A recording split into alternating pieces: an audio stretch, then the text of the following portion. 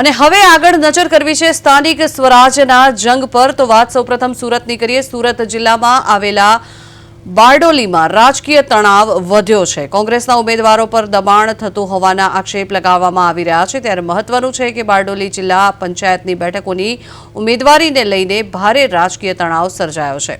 સુરત ડિસ્ટ્રિક્ટના બારડોલી ખાતે ભાજપના ઉમેદવારો દ્વારા ઉમેદવારોને ધમકાવીને ફોર્મ પરત ખેંચવા માટે દબાણ કરવામાં આવતું હોવાના પણ ગંભીર આક્ષેપો કરવામાં આવ્યા છે। બાબેન જિલ્લા પંચાયત બેઠકના મહિલા ઉમેદવાર વંદના જાદવ તથા બાબેન તાલુકા પંચાયતના ઉમેદવાર શિવરામ પંડિત જાદવને હેરાન કરવામાં આવ્યા હોવાના દાવા કરાયા છે। ત્યારે આ ઘટનાને પગલે મહિલા ઉમેદવાર મામલતદાર કચેરી ખાતે ભાવુક થઈ રડી પડ્યા, જેના કારણે તેની પરિસ્થિતિ વધુ ગંભીર બની। પૂર્વ જિલ્લા પંચાયત પ્રમુખ ભાવેશ પટેલ સામે પણ ઉમેદવારો દ્વારા આક્ષેપો કરવામાં આવ્યા છે। સમગ્ર મામલે કોંગ્રેસના આગેવાનો ઉમેદવારોને સુરક્ષિત રાખવા તેમને બારડોલી મામલતદાર કચેરી ખાતે લઈ આવ્યા હતા, જેના કારણે રાજકીય માહોલ વધુ ગરમાયો છે।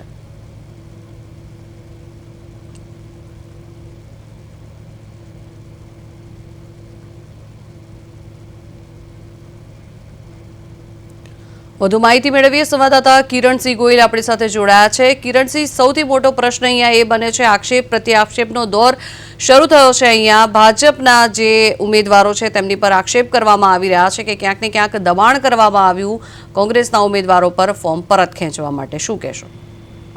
બિલકુલ જમના, ખાસ કરીને આજે ફોર્મ ખેંચવાનો છેલ્લો દિવસ હતો એટલે બંને પાર્ટીના લોકોની નજર હતી અને ખાસ તો સૌથી વધુ જો ડર જોવા મળ્યો હોય તો કોંગ્રેસ પાર્ટીમાં જોવા મળ્યો છે।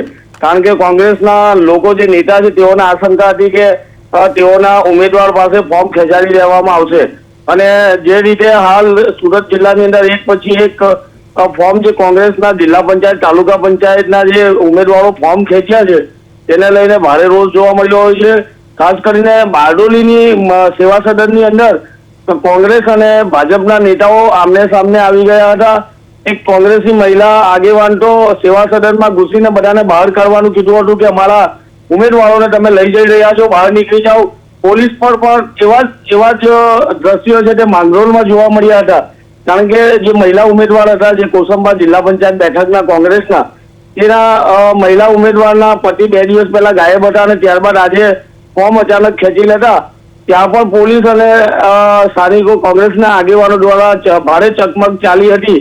એ જ રીતે ઓલપાડમાં પણ ખુદ કોંગ્રેસના સંગઠન પ્રમુખ જે ઉમેદવારી પોતે કરી હતી, એમની પત્નીએ પણ કરી હતી, એ બંને બેઠક પરથી ફોર્મ ખેંચી લેતા ભારે હોબાળો જોવા મળ્યો હતો અને સમગ્ર જિલ્લામાં આજે ફોર્મ 3 વાગ્યા સુધીમાં જે ફોર્મ ખેંચવાની સમય મર્યાદા હતી ત્યાં સુધી ભાજપ અને કોંગ્રેસના ઉમેદવારો ભારે ચકમક જોવા મળી હતી સમગ્ર જિલ્લામાં।